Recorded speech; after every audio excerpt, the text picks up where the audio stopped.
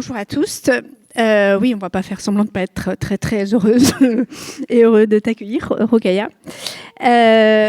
Donc pour un entretien qui va durer une heure, dont des questions, parce que j'imagine qu'elles seront assez nombreuses. Alors, comment te décrire ? Tu es journaliste, tu es essayiste, tu es autrice. Je dirais aussi que tu es activiste médiatique, et on va en parler. On t'identifie beaucoup comme féministe, comme antiraciste, et c'est vrai.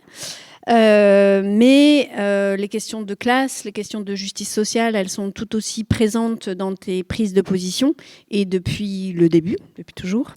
Et il me semble qu'on pourrait dire que tu défends des principes d'égalité et que tu questionnes beaucoup le décalage entre cette fameuse devise liberté, égalité, fraternité, et puis la réalité des rapports de domination structurelle dans notre pays. Du coup, si on voulait employer un mot un peu compliqué mais pas tant, on dirait que tu penses les questions d'intersectionnalité. La première question, ça serait à la fois un peu qu'est-ce que tu penses de tous ces qualificatifs-là, parce que en fait tu les as beaucoup travaillés aussi et tu travailles beaucoup. Voilà, c'est cette question-là de l'image qu'on peut et de la caractérisation de tes positions politiques.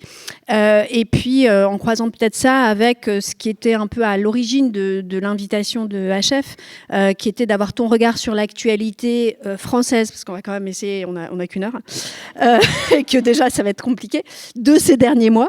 Le point de départ au moment de l'idée de l'invitation, je me souviens, c'était la mort et l'assassinat de Nahel.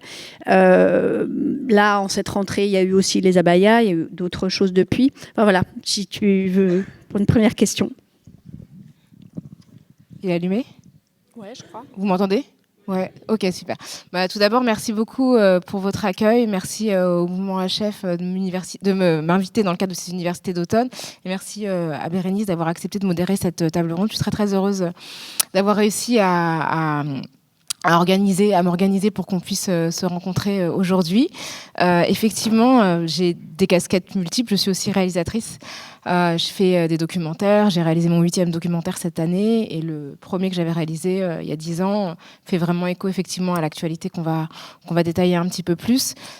Sur les qualificatifs, c'est vrai que moi, quand on me demande, généralement, je me définis, en tout cas professionnellement, comme journaliste, autrice et réalisatrice. Je n'utilise pas beaucoup le vocable de militante ou activiste, même si je le trouve pas infamant.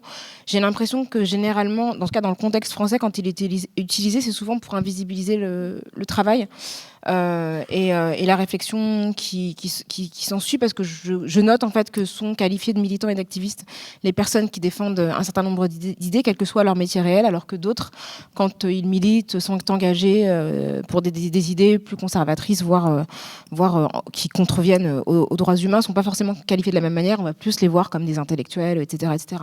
Donc je suis un peu prudente par rapport à l'usage de ce terme, mais encore une fois, je trouve pas que ce soit une honte que de militer ou d'être activiste. Moi, j'utilise mes différents métiers pour faire avancer les idées qui me sont chères.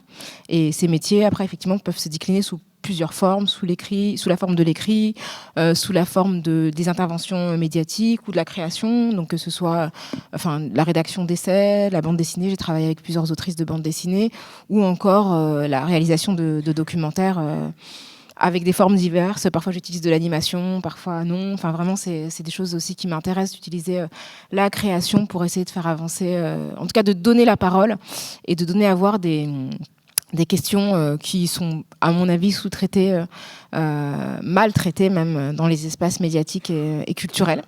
Donc voilà, pour me définir. La question, donc, c'était par rapport à l'actualité. Donc effectivement, le 27 juin dernier, Nahel Merzouk est mort après avoir été abattu par un policier.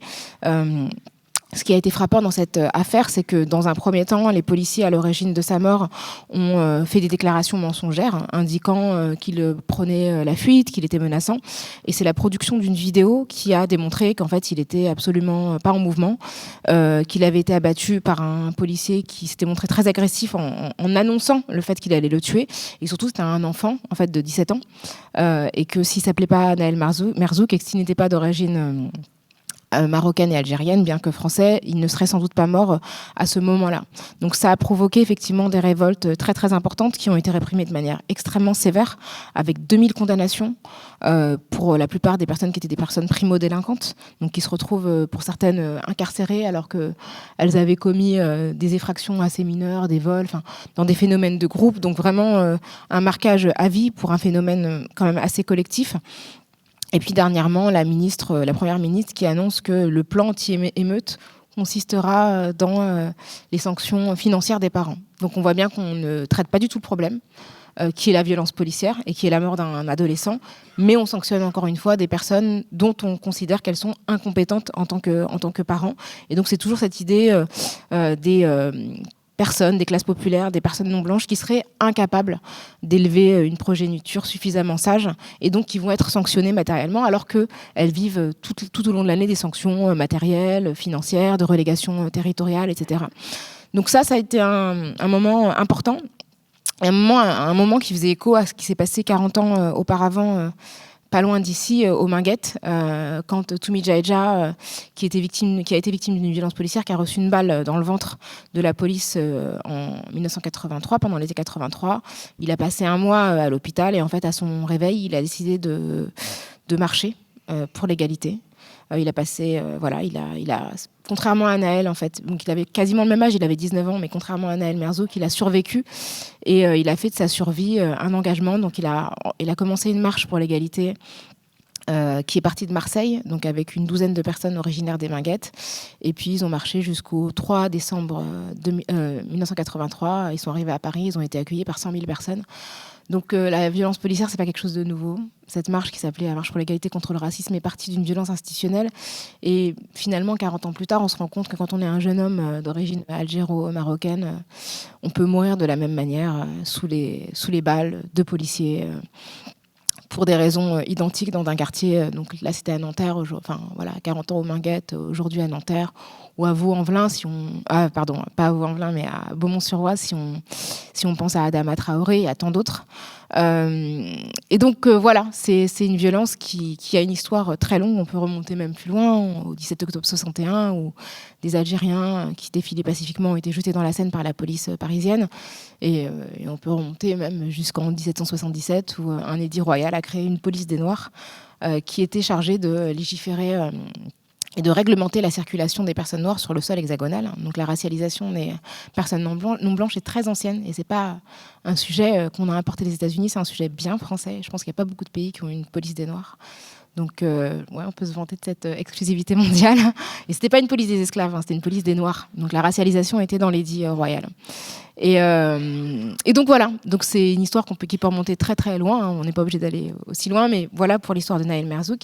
Et effectivement, la rentrée, alors qu'il y avait tant de problèmes alors que l'éducation nationale est confrontée à tant de problèmes, qu'il y a non seulement beaucoup de nombreux élèves qui sont confrontés à la pauvreté, qui n'ont pas de toit, des élèves en situation de handicap qui ne peuvent pas avoir accès à une scolarité du fait d'institutions inadaptées, des profs qui manquent, et pas seulement, les personnels non enseignants, les médecins scolaires, les assistantes sociales, les AESH, donc qui s'occupent de l'accueil des élèves en situation de handicap. Enfin, tout un tas de personnes qui devraient être présentes pour permettre à l'institution de fonctionner ne sont pas...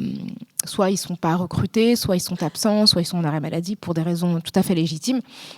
Mais le ministre de l'Éducation nationale a décidé d'interdire les abayas. Ce qui me désole le plus, c'est pas l'annonce, parce que on est habitué à ce que le gouvernement fasse de la communication et nous balance des mesures absurdes.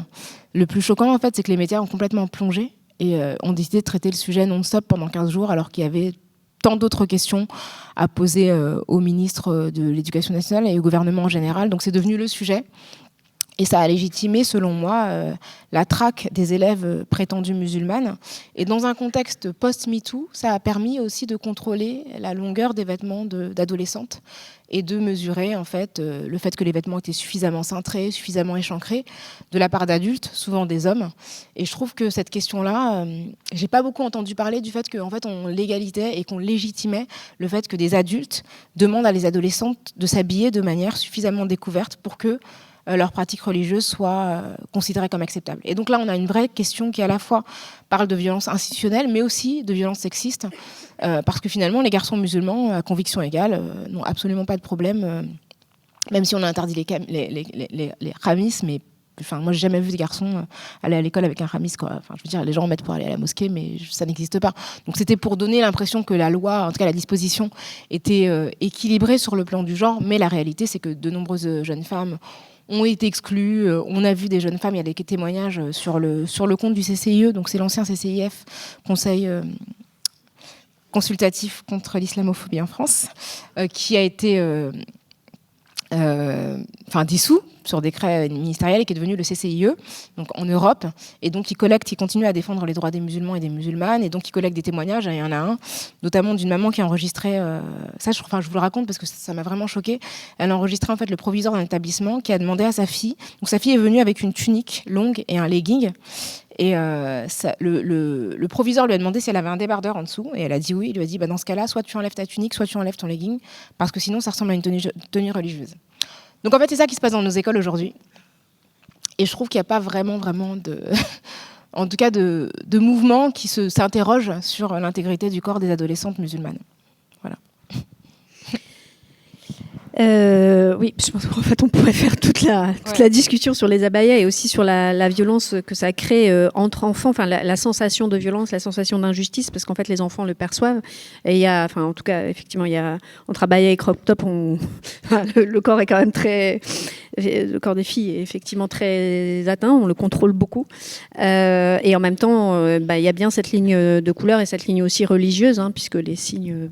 ça questionne aussi sur quels sont les signes perçus comme ostentatoires et quels sont ceux qui ne le sont pas. Mais peut-être pour prolonger plus sur la question de la répression, parce qu'une des difficultés de la séquence politique dans laquelle on vit, c'est pas simplement les attaques qui viennent des courants réactionnaires, c'est aussi la difficulté à créer des alliances entre ces différents combats, notamment entre le combat antiraciste, le combat féministe, aussi au sein des féminismes, pour arriver à penser ensemble différentes questions et à pas s'entre-déchirer.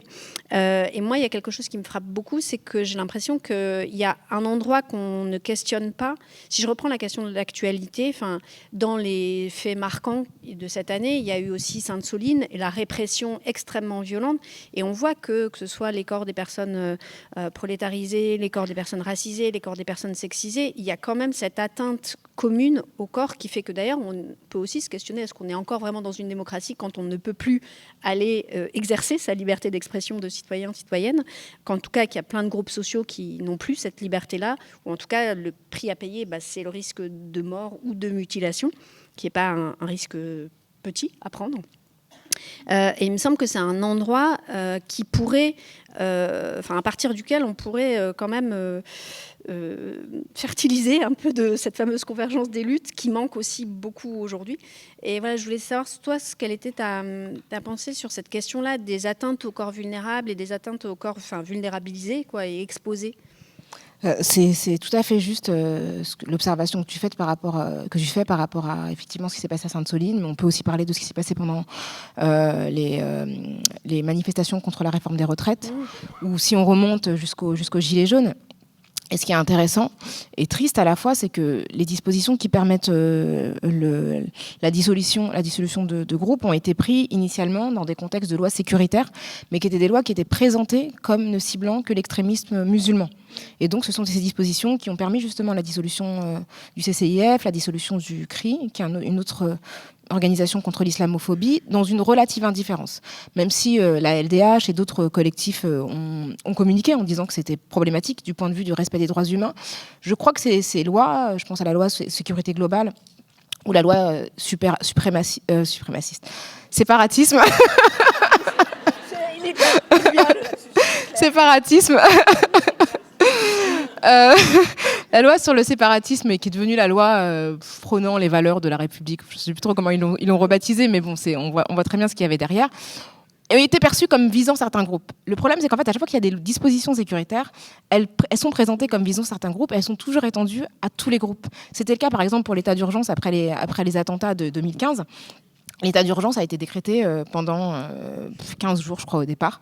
L'état d'urgence, les dispositions d'état d'urgence ont été créées pendant la guerre d'Algérie dans les années 1950. C'est un dispositif sécuritaire colonial. Et à chaque fois que l'état d'urgence a été appliqué, c'était contre des populations soit colonisées, soit issues de la colonisation. Donc en Nouvelle-Calédonie dans les années 1980, effectivement à Paris, contre les gens les révolutionnaires algériens, pendant les révoltes en 2005, après la mort de Ziad Benna et Bouna Traoré à Clichy-sous-Bois, pas pendant mai 68 par exemple, mais voilà. Et après, contre les personnes qui étaient supposées pouvoir commettre des attentats. Sauf qu'en fait, quand les dispositions ont été votées, donc l'état d'urgence a été étendu pendant quasiment 2 ans, alors qu'initialement, dans la loi, il devait durer 12 jours maximum. Et donc le président François Hollande n'a cessé que de faire valider par le biais de l'Assemblée des extensions en fait, qui nous ont placés dans un état de non-droit, ou en tout cas où la police avait davantage de pouvoir et pouvait s'affranchir de la validation du pouvoir judiciaire pour procéder par exemple à des comment ça s'appelle, des assignations à résidence. Donc il y a des gens qui se sont vus en fait assignés à résidence sans décision judiciaire, et ça c'était possible. Et le fait est que très très rapidement en fait, dès 2015, les dispositions de l'état d'urgence ont été appliquées à des personnes qui étaient engagées notamment contre le changement climatique. Il y a eu la COP21 à l'époque, et plusieurs personnes qui sont engagés dans le mouvement climat, se sont vus signifier des assignations à résidence, et donc l'interdiction de sortir et de manifester le temps de la COP21. Et donc, dès qu'il y a des dispositions sécuritaires, même si elles ont l'air de viser un certain groupe, la réalité, c'est que ces dispositions sont appliquées à tout le monde. Ce qui s'est passé, par exemple, pendant les Gilets jaunes, c'est que beaucoup de Français et de Françaises ont pris conscience de la violence policière. Mais cette violence policière, en fait, s'exerçait depuis des décennies sur les territoires des quartiers populaires, que ce soit en Hexagone ou dans les Outre-mer. Mais je crois que, globalement, il y avait quand même l'idée que c'était normal, que c'était des populations qui faisaient des choses peut-être pas tout à fait légales, et que finalement, quand on leur appliquait une forme de violence, en tout cas, ça touchait des gens suspects.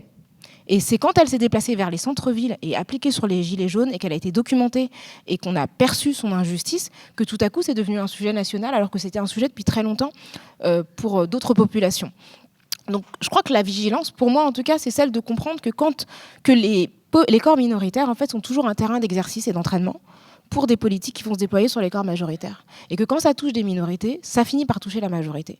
Et que si on n'est pas au moins conscient politiquement, et que même quand ça ne nous touche pas, si on n'a pas envie de s'impliquer quand ça ne nous touche pas, on peut se dire que ça va finir par nous toucher d'une manière ou d'une autre. Et on l'a vu pendant les mobilisations pour les retraites, la militarisation de la police, en fait, a cet impact-là. C'est qu'aujourd'hui, il y a les tirs de LBD qui se produisent pour n'importe quelle mobilisation.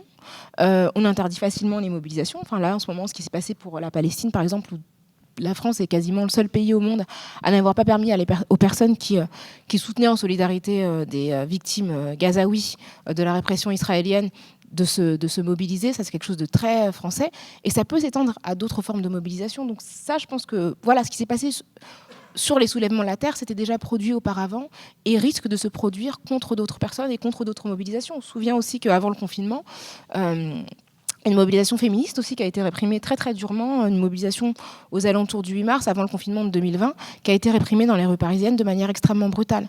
Donc ça montre bien que toutes les mobilisations sont impactées par ces dispositions suprémacistes et sécuritaires. Merci. Alors, parmi les violences sur lesquelles tu travailles et sur lesquelles je trouve que tu as des propositions qui sont quand même assez fortes, il y a ces violences physiques et à ces violences qu'on dit symboliques, même si elles ne sont jamais que symboliques, parce qu'elles ont des effets psychiques, etc., etc. Et notamment, tu travailles beaucoup sur cette question-là des représentations. Alors après l'assassinat de George Floyd, il y avait eu un hashtag qui a été moins popularisé que Black Lives Matter, mais qui était Representations Matter.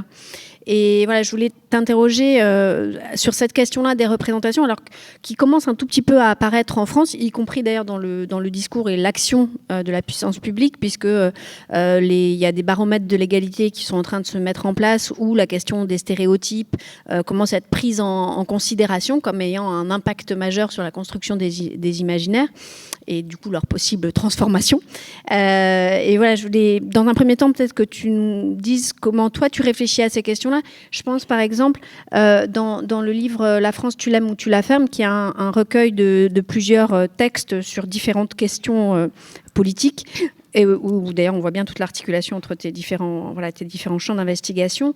Il y a notamment un texte sur la question de l'appropriation culturelle, où moi ce que je trouve très fort, c'est à la fois le fait que ce soit très clair, très ferme, et en même temps, c'est aussi beaucoup une pensée de la nuance, de la subtilité, y compris pour pas s'auto-enfermer dans des, je sais pas comment dire, dans des images qui seraient des contre-stéréotypes ou des contre, et qui pourraient en fait reproduire de l'auto-entravement, je ne sais pas comment le dire.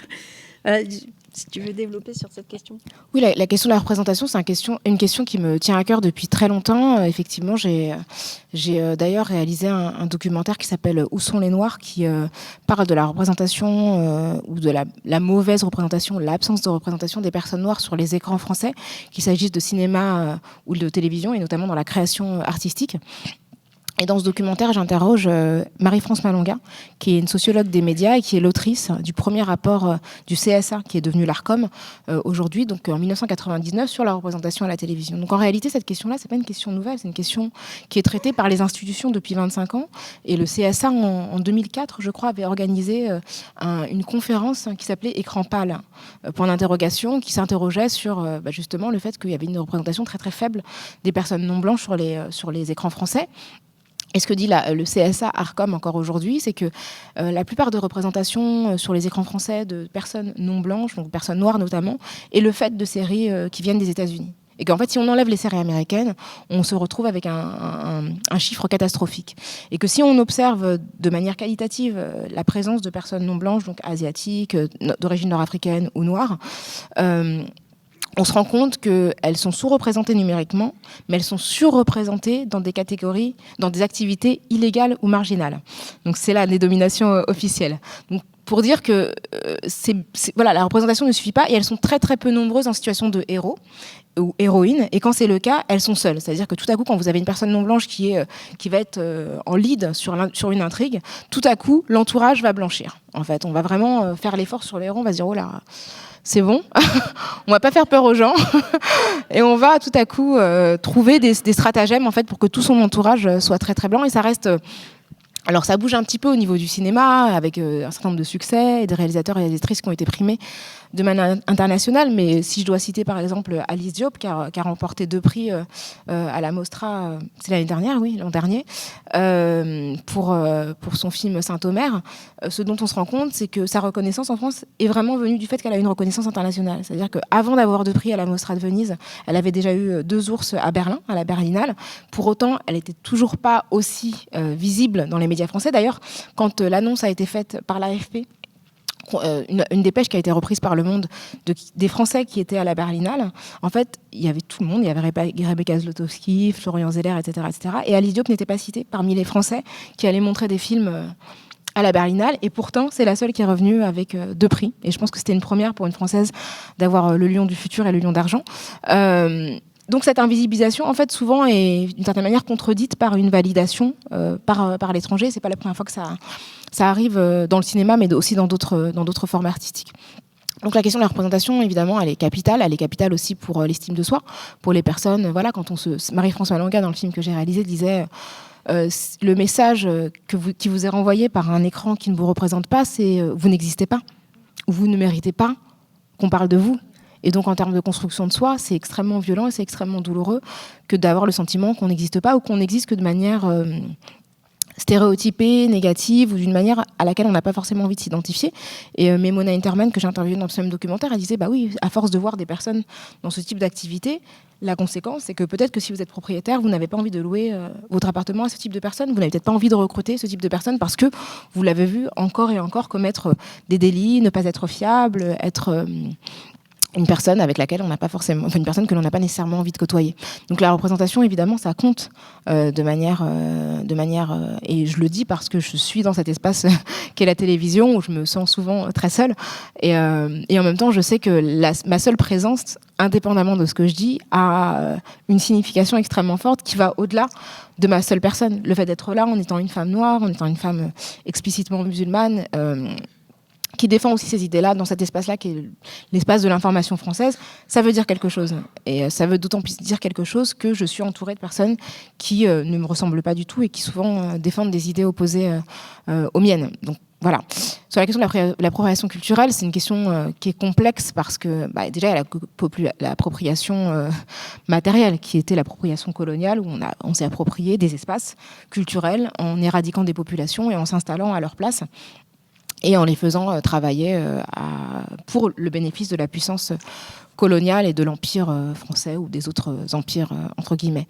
Donc il y a cette appropriation là et puis après il y a la manière dont aujourd'hui on va exploiter des créations artistiques qui sont le fait de populations opprimées, qui sont même parfois nées de l'oppression. C'est-à-dire que tous les courants majeurs de musique du XXe siècle sont notamment le fait des populations noires qui ont été opprimées par l'esclavage et par la ségrégation. Qu'on parle du jazz, du blues, du rock, du R&B, du hip-hop. Enfin, c'est vraiment des créations qui viennent non seulement de ces populations-là, mais de leur douleur. Et quand on regarde aujourd'hui qui en tire les bénéfices ou qui reçoit des victoires de la musique, en musique urbaine, c'est toujours... ça a commencé par Mano dans les années 90, RIP. Mano contre le secteur A quand même. Enfin, pour ceux qui... Voilà, les gens de ma génération savent quelle offense c'était. Et voilà. Et aujourd'hui, vous voyez que... Enfin, voilà, on va avoir des catégories. On va voir l'homme pâle, nommé. Et enfin, Orelsan... Vraiment, c'est un bon rappeur et tout.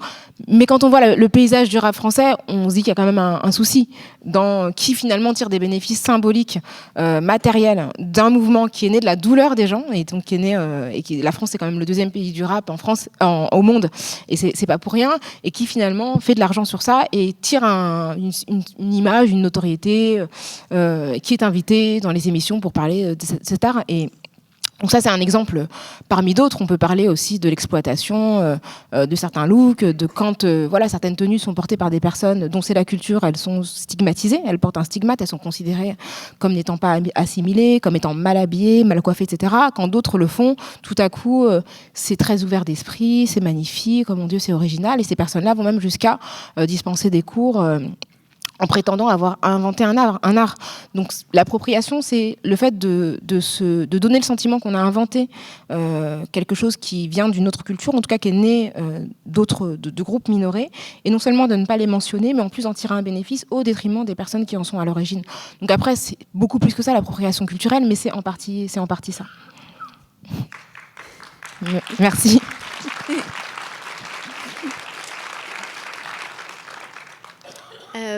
Pour continuer sur cette question-là de la représentativité, mais effectivement, et tout ce que toi tu portes et tu incarnes aussi, je cite dans Ne reste pas à ta place, tu dis que même si tu contribues à la construction, que tu cherches à contribuer à la construction d'un miroir médiatique, et que même si ça ne nourrit l'ego meurtri que d'une personne, pour toi, ça a une valeur inestimable. Et tu parles beaucoup de cette question-là, de l'estime de soi. Et dans Ne reste pas à ta place aussi, tu parles de l'importance de se la raconter grave. Et plus largement, j'aimerais t'interroger maintenant sur les stratégies que tu as développées. Alors, à la fois les stratégies qu'on pourrait dire de pédagogie. Moi, ça, c'est une chose je n'ai pas ta patience, je le sais. Et je pense qu'on est nombreux et nombreuses, du coup, à admirer aussi ça. Alors, tu dis dans un de tes textes aussi que tu es polyglotte. Et moi, j'ai l'impression que tu fais de la traduction dans les deux sens, quoi. C'est thème et version. C'est-à-dire qu'à la fois, tu as... Et donc, avec cette pédagogie que tu apprends un peu aux dominants à comprendre le langage de la domination pour qu'ils se rendent compte de ce qu'ils font. Ça marche. Après, il y a le pédagogue et puis il y a l'élève. On ne maîtrise pas tout.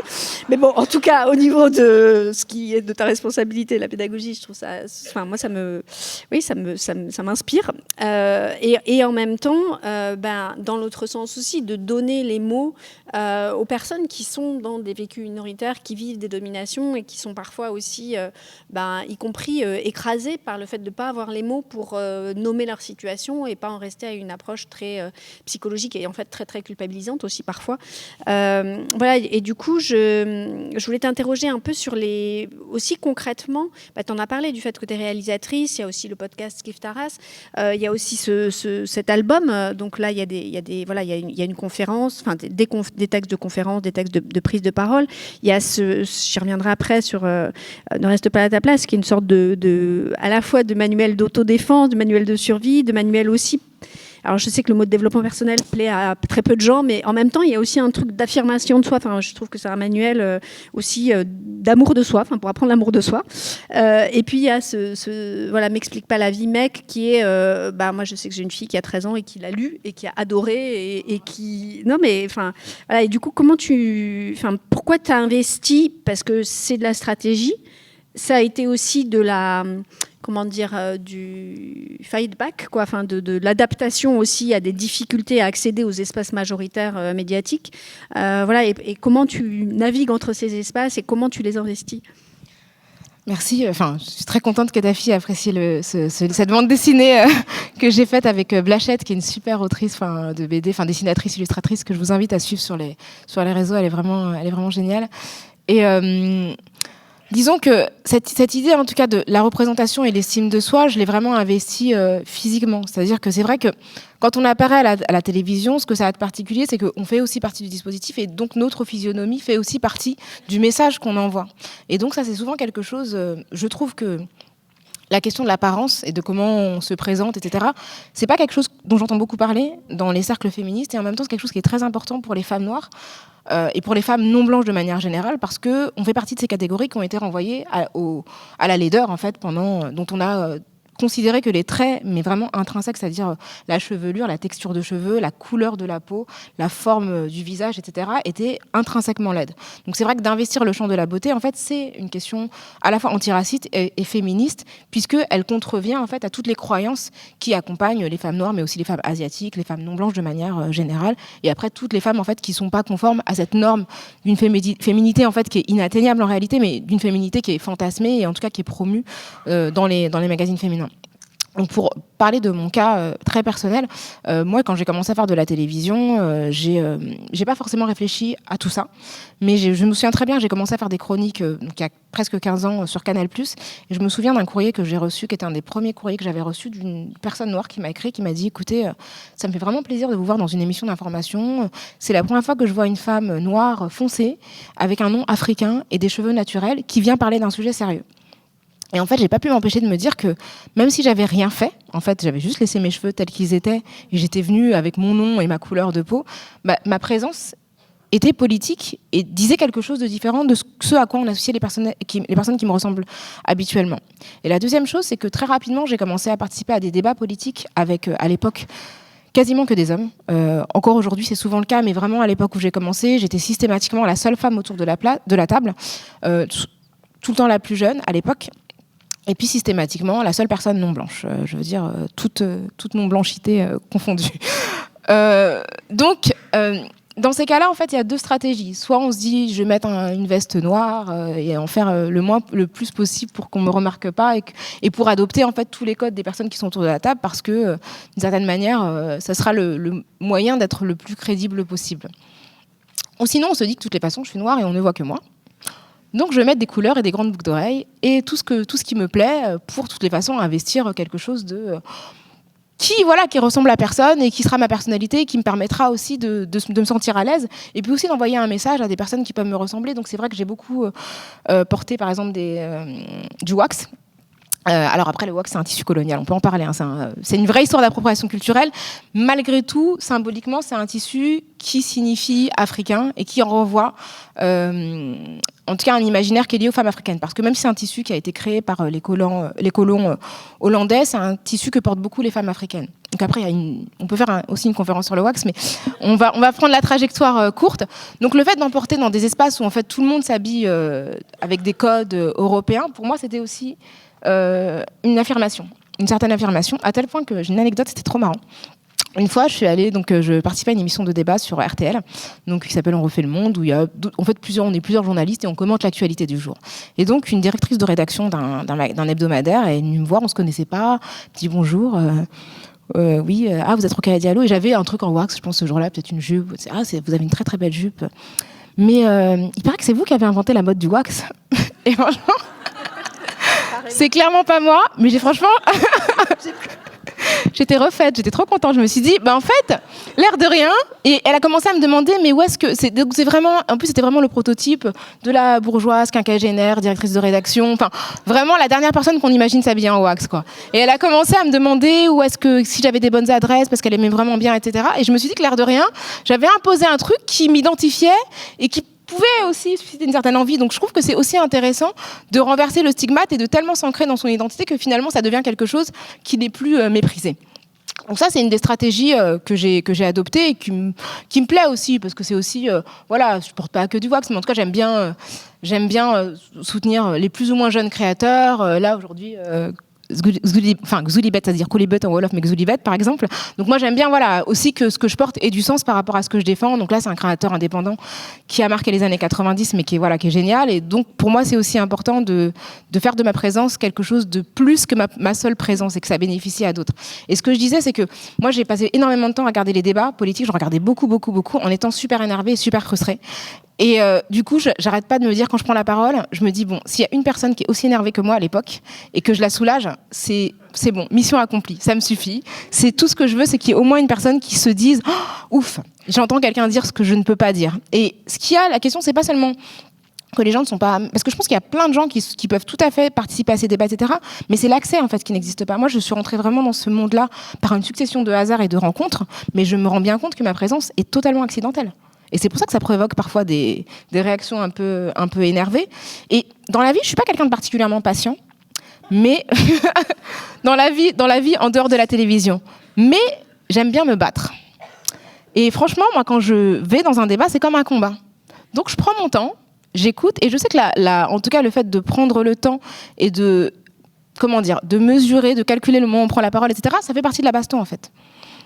Et du coup, c'est pas tant de la vraie patience que l'attente de dire, attends, je vais te mettre un crochet, là, tu vas rien comprendre. C'est plus comme ça, en fait, que je vois les choses. C'est vraiment d'attendre que la personne baisse sa garde ou fasse un mauvais, voilà, vraiment découvre son foie, et pour lui balancer un petit crochet. Donc c'est plus de la stratégie de prise de parole, parce qu'en fait dans ma vie j'ai zéro patience pour endurer ce type de conversation. Si vous venez en dehors d'un plateau que je suis pas payée, parce que dans les plateaux je suis payée aussi, hein. Non mais il y a ça aussi. Si je ne travaille pas, que je suis pas payée, je fais pas de débat Les gens qui viennent me parler, me dire ouais mais machin, je suis pas d'accord. Va sur Wikipédia, lis mon livre, mais j'ai pas cette patience-là. Donc il y a aussi, je pense qu'il faut vraiment garder aussi en tête le fait que je suis dans le cadre d'une activité professionnelle, que j'ai un contrat, que je suis rémunérée, et que du coup tout ça je l'envisage aussi comme un travail, et que je pense que j'aime bien l'exercice du débat. C'est pas quelque chose qui me fait souffrir, donc je le vis pas comme quelque chose de contraignant. C'est-à-dire que j'aime bien l'idée de confronter mes arguments avec d'autres, parce que ça me permet de vraiment m'assurer qu'ils tiennent debout. Et quand je sens que je suis un peu mise en difficulté, je retravaille en me disant la prochaine fois, je saurai quoi répondre si on me prend au dépourvu. Mais c'est plus, je le vois plus comme quelque chose de cet ordre-là que vraiment comme une forme de patience, parce que vraiment je suis bélier, donc vraiment j'ai zéro patience dans la vie. Alors peut-être, oui, effectivement, c'est une puissance stratégique. Et donc il y a la stratégie vis-à-vis des antagonistes, enfin, appelons-les comme ça. Et il y a aussi, je trouve, tu parles beaucoup de stratégie justement pour cultiver l'amour de soi, aussi pour cultiver ce que tu viens de dire. Je me souviens, moi, ça m'avait marqué dans un épisode de podcast que vous aviez fait conjoint au moment de... Oui. C'était un guide de survie aux fêtes de Noël, je me souviens très précisément, que vous aviez fait avec... Enfin, c'était un croisement... Avec les couilles sur la table, voilà. Et avec Camille. Donc les couilles sur la table sur les masculinités, et Camille qui a un podcast sur l'hétéronormativité. Voilà. Donc avec Yves Taras, notre podcast. Et Yves Taras, voilà. Et notamment cette distinction que vous faisiez entre plusieurs contextes, et notamment là, le contexte des fêtes de famille, qui est un contexte à la fois subi, qui est un contexte où on n'est pas payé en général pour faire bonne figure. On aimerait bien, mais... Peut-être qu'en fait, c'est ça qu'il faudrait inventer, l'idée de se faire payer pour faire bonne figure au repas de famille. Et peut-être qu'on changerait de posture. On peut lancer un projet comme ça, je ne sais pas. Mais en attendant, tu disais effectivement l'importance de ne pas se sentir toujours contraint à y aller, justement, et à faire preuve de pédagogie sur son temps libre, de façon bénévole. Et ça fait partie partie aussi, je trouve, de l'apprentissage d'un soin de soi, à la fois comme militante, parce qu'il y a cette question-là du bénévolat aussi qui est quand même très récurrente, et de la fatigue, de la charge mentale aussi de l'éducation perpétuelle et gratuite. Et aussi cette question-là, parce que c'est aussi une façon d'apprendre à ne plus prendre trop, et aussi apprendre à prendre soin de soi. Oui, c'est vrai, parce que c'est vrai que typiquement dans les fêtes de fin d'année, dans les fêtes de famille, les repas de famille, il y a un engagement émotionnel, et donc nécessairement le débat n'est pas le même. Les personnes avec qui je débat sur les plateaux, dans la plupart des cas, je les aime pas en fait. C'est pas que pas dans le sens, j'ai pas de lien affectif avec eux. Donc en vérité, même si je les clash, j'aurais pas triste pour eux en mode, les pauvres et tout. Et alors que quand on est avec des gens de notre famille, on a quand même envie de les ménager. C'est des relations qui se construisent sur le long, mais c'est des personnes qu'on aime vraiment. Donc c'est sûr que la manière dont on va discuter avec eux est difficile, donc ça implique déjà de prendre soin de soi, donc pas forcément de s'exposer à ce type de relation et de se dire des fois on peut se lever, aller à la cuisine, ne pas forcément s'infliger des conversations qui vont nous faire du mal parce que on est dans une configuration qui ne permet pas nécessairement la distance. La distance, on peut l'avoir dans un cadre professionnel, et encore une fois, moi mon cadre professionnel, c'est le but de ma profession, c'est de débattre. Si on est au bureau, c'est pas forcément l'endroit où on est amené à débattre, donc c'est aussi les endroits où on peut devoir se protéger, notamment par exemple en ce moment, je pense qu'il y a des gens qui sont sommés de prendre position sur ce qui se passe au Proche-Orient, et c'est compliqué en fait parce que on peut penser des choses qui peuvent nous nuire si on les énonce dans un contexte professionnel. Donc tout ça, c'est aussi des choses auxquelles il faut penser et sur lesquelles on doit vraiment se ménager parce que ça peut vraiment avoir des conséquences à la fois matérielles et émotionnelles extrêmement importantes. Et pour continuer sur cette question-là du soin de soi et des stratégies de soin de soi, dans Ne reste pas à ta place, je disais tout à l'heure que c'est un manuel d'empouvoirment, en un sens de développement personnel. Et moi, ce qui m'a marqué, c'est que je trouve que c'est vraiment sur un fil, parce que à la fois c'est pas un discours de gagne, de quand on veut, on peut, qui peut être aussi très culpabilisant, parce que du coup, on peut se dire que du coup, si on n'y arrive pas, c'est que vraiment on est nul. Alors qu'en fait, donc tu t'insistes quand même beaucoup sur tout ce qui explique que plein de gens ne puissent pas, et notamment la dimension accidentelle des parcours de réussite. Et en même temps, tu insistes aussi sur la question des inégalités structurelles, mais dans un discours qui reste pas fataliste, et qui donne l'impression que de toute façon, rien ne peut changer. Et du coup, je voulais savoir comment peut-être aussi pour revenir un peu sur ces différents supports que tu investis, où il y en a certains où tu passes un peu par la fiction, il y en a où tu passes par la question de l'image, il y en a d'autres où c'est... alors, on n'en a pas parlé, mais je trouve qu'il y a aussi la question du grain de ta voix, du grain de la voix, de façon générale, dans les podcasts notamment. Pourquoi c'est important pour toi de mobiliser tous ces outils, au-delà de la dimension pédagogique, mais un peu dans la dimension d'amour de soi personnel et puis qui se transmet. Alors, pour répondre à la première partie de ta question sur Ne reste pas à ta place, c'est vrai qu'à la base, la commande, c'était vraiment développement personnel. Donc, c'était vraiment ce qui, en tout cas, a été initié par l'éditeur, mon éditrice en l'occurrence, et moi. Et moi, j'ai voulu faire de ça quelque chose de plus politique, dans le sens où, effectivement, moi, je souscris pas du tout à cette idée selon laquelle quand on veut, on peut. Je sais très bien que déjà pour vouloir, il faut avoir les conditions matérielles, psychologiques, etc., de se formuler la possibilité de faire. Donc c'est déjà des conditions particulières. Et puis on peut plus ou moins selon ce qu'on est. Si on est une femme, c'est plus compliqué. Si on est LGBTQIA, c'est plus compliqué. Si on est handicapé, si on est pauvre, si on n'est pas français, si on est ici d'un pays du Sud global, il y a plein de choses qui sont entravées par des facteurs qui ne sont pas inhérents à notre seule volonté. Donc la volonté se manifeste déjà quand on est dans certaines dispositions psychologiques, et puis elle peut prendre forme si on n'est pas confronté à un certain nombre d'entraves. Donc moi, j'avais plus envie, dans mon livre, de célébrer les petites victoires auxquelles j'avais pu faire face, de parler aussi de mes échecs, quand même assez nombreux, et en tout cas des différentes formes d'adversité que j'avais rencontrées, et dont j'avais tiré un certain nombre d'enseignements. Et puis aussi de permettre, parce que j'ai bien conscience du fait qu'il y a plein de choses que j'ai pu faire dans ma vie où j'étais la première, en fait, de ma catégorie à être dans certains espaces. Et donc, je me dis que j'ai commis des erreurs, Et j'ai été confrontée à des difficultés, et que l'idée, c'est que ça ne se reproduise pas pour d'autres qui vont peut-être prendre le même chemin que moi. Donc, c'est peut-être de permettre à des personnes de gagner le temps que j'ai pu perdre en allant ça et là, en répondant de telle ou telle manière à tel type de problématique. Et donc, c'était aussi ça. Il y avait vraiment, dans ce livre-là, un objectif de transmission. Après plus d'une décennie dans l'espace public, au moment où je l'ai écrit, ça faisait 10 ans que j'étais dans l'espace public, et je me suis dit, je vais pas faire ça toute ma vie non plus. Et je veux aussi documenter cette histoire-là, parce que souvent, ce qui se passe, c'est que on ne connaît pas les pionniers, on ne connaît pas nos aînés, parce que ces personnes disparaissent trop vite, disparaissent de l'espace public, pas forcément physiquement de la Terre, mais en tout cas disparaissent de l'espace public, et leur présence et leur expérience n'est pas documentée à la hauteur de ce qu'elle devrait pour qu'on puisse en tirer un enseignement. Et donc je me dis que notre possibilité, en tout cas ce qui peut nous rendre plus forts, c'est la possibilité de documenter ce qui s'est passé de notre point de vue. Parce qu'en réalité, si on documente mon expérience dans les médias du point de vue extérieur, j'ai provoqué des polémiques pendant 10 ans, quoi. Alors qu'en réalité, si on décrypte les choses de mon point de vue, j'ai été victime de polémiques provoquées par les gens qui ne refusent d'entendre ce que j'ai envie de dire. Donc c'est aussi ça, je pense, de rétablir cette espèce d'équilibre qui est de raconter sa propre histoire, et en reprenant cet adage nigérian qui a été popularisé par Chinua Achebe, qui dit que tant que les lions n'auront pas leurs propres historiens, l'histoire continuera à glorifier le chasseur. Je pense que c'est aussi participer à ça que de documenter mon histoire, qui est aussi notre histoire, qui est aussi une histoire collective. Donc cette forme-là, en tout cas de ce livre-là, j'ai voulu en faire quelque chose avec des codes de développement personnel, mais aussi une forme de dénonciation qui a conscience des structures injustes.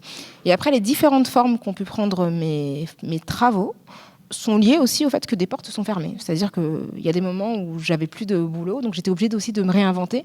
Mon premier documentaire, je l'ai fait après avoir claqué la porte d'une société de production pour laquelle j'animais, j'étais co-autrice d'une émission sur LCP qui s'appelait Ego mais pas trop, et je suis partie en très très mauvais termes avec eux. Je pense que c'est une de mes pires expériences de racisme de ma vie, alors que c'était une émission sur l'égalité. C'était incroyable, j'étais vraiment l'alibi, parce que j'étais à l'antenne, je présentais l'émission, je l'écrivais, je menais les entretiens, mais en interne c'était catastrophique. Donc je suis partie très très brutalement, mais je me suis mise au chômage de ma propre volonté de claquer la porte. Donc voilà l'histoire de la patience. Je n'ai pas réfléchi, je suis partie brutalement, mais après j'avais plus de boulot. Donc j'ai dû sortie très stylée. J'ai pris mon sac, j'ai fermé la porte, mais après les mois qui ont suivi, je me suis interrogée sur le motif de cette sortie. Et donc j'ai fait mes premiers documentaires dans ce contexte où en fait j'étais dans une urgence matérielle, où il fallait que je fasse quelque chose, et j'ai saisi l'opportunité de l'arrivée d'un groupe d'Américains en France pour parler de leur histoire et de l'histoire de la marche pour les gays. C'est possible d'avoir de l'eau, s'il vous plaît? Je commence à... et donc, la créativité dont j'ai pu faire preuve est vraiment liée au fait que j'ai été confrontée à une forme d'adversité. Et donc je me suis adaptée, mais parce que j'avais pas le choix. J'étais obligée de faire quelque chose, et j'ai fait ce que je pouvais en fonction des rencontres et des propositions et des idées que j'avais.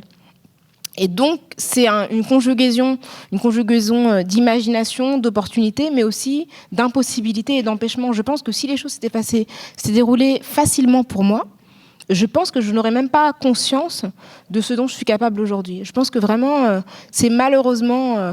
il a fallu que j'en passe vraiment par des grandes difficultés pour pouvoir inventer des choses. Et... Merci. J'aurais peut-être juste une dernière question qui est pas vraiment... qui est une question, justement... Comment tu te sens avec cette notion de rôle modèle qui est à la fois... j'imagine...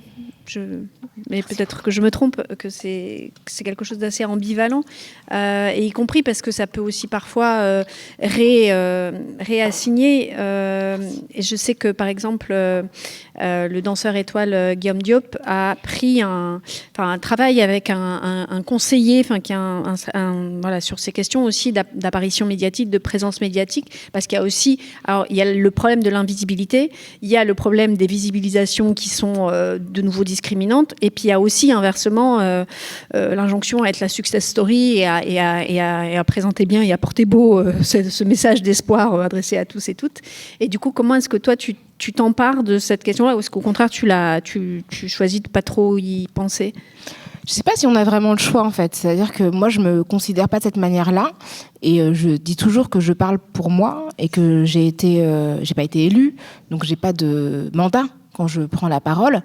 Et en même temps, j'ai la conscience du fait que, étant une des rares personnes noires de l'espace public, il y a mécaniquement des enjeux de représentation qui sont associés à moi. Parce que quand toute personne qui est noire ici, c'est que quand quelqu'un de noir fait un truc bizarre à la télé, on a honte, en fait. Même si on y est pour rien, on est un peu dégoûté, on se dit... parce qu'en fait, il n'y en a pas suffisamment pour que la pluralité de tout ce qu'on est soit visible. Donc, on sait très bien que, en tout cas, je sais que quand je prends la parole, cette pression-là, elle existe de manière invisible. Et je sais que, d'une certaine manière, comme on est peu nombreux, j'engage de manière implicite plus que moi-même.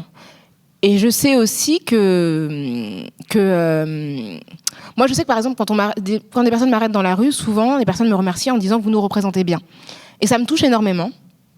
Même si c'est pas une mission que j'ai prise, mais je comprends ce que ça veut dire.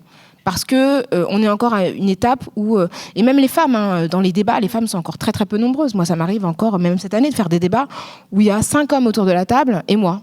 Et c'est, je veux dire, je vous parle de 2023 BFM quoi. Donc première chaîne info, c'est pas un espace obscur ou très très peu visible.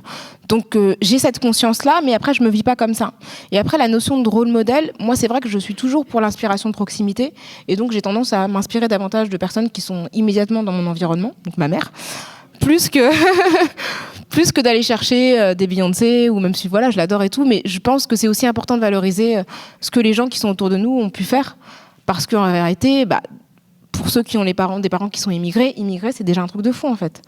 Et donc déjà de pouvoir s'inspirer de ça et de se dire ok, elle a fait ça dans sa vie, j'ai pas fait le tiers, je pense que ça nous donne aussi du courage, et ça me permet de valoriser des choses qui sont plus immédiates, parce que je trouve qu'il y a toujours aussi une espèce de fantasme à valoriser des modèles un peu lointains, alors que en fait je suis sûre que même en termes d'histoire des femmes, en termes d'histoire de l'immigration, etc., d'interroger ses parents, ses grands-parents, ça nous donne une clé et un point de vue de lecture sur l'histoire contemporaine qu'on n'aurait pas si on allait chercher des personnes au sujet desquelles on a lu simplement. Donc voilà. Mais je pense qu'on ne peut pas avancer, évoluer dans l'espace public quand on est une femme, quand on est une personne minoritaire, minorée en tout cas sur quelques plans que ce soit, sans savoir que ce qu'on fait a une incidence sur la perception du groupe. Et ça, c'est une production du racisme. Après, on deal un peu avec ça, mais je pense que ça fait partie du package. On va ouvrir les questions à la salle. Et juste avant ça, je précise que tu restes encore avec nous à Lyon quelques jours. Et notamment, on peut te retrouver mardi et mercredi dans un théâtre ami du théâtre de la Croix-Rousse, qui est le théâtre du Point du Jour, pour un grand reporter, où il sera aussi, si j'ai bien compris, question de tout ce qu'on a abordé aujourd'hui. Et peut-être juste une dernière question. Avec quoi est-ce que tu aurais envie qu'on reparte tous et toutes cet après-midi ?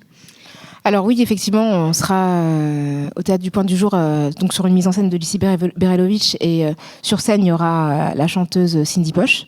Donc c'est une création autour des questions effectivement de mémoire et d'identité. Et avec quoi, je sais pas, avec quoi on peut repartir, avec une bonne estime de soi et la conviction qu'on est des personnes de grande valeur. C'est bien ça.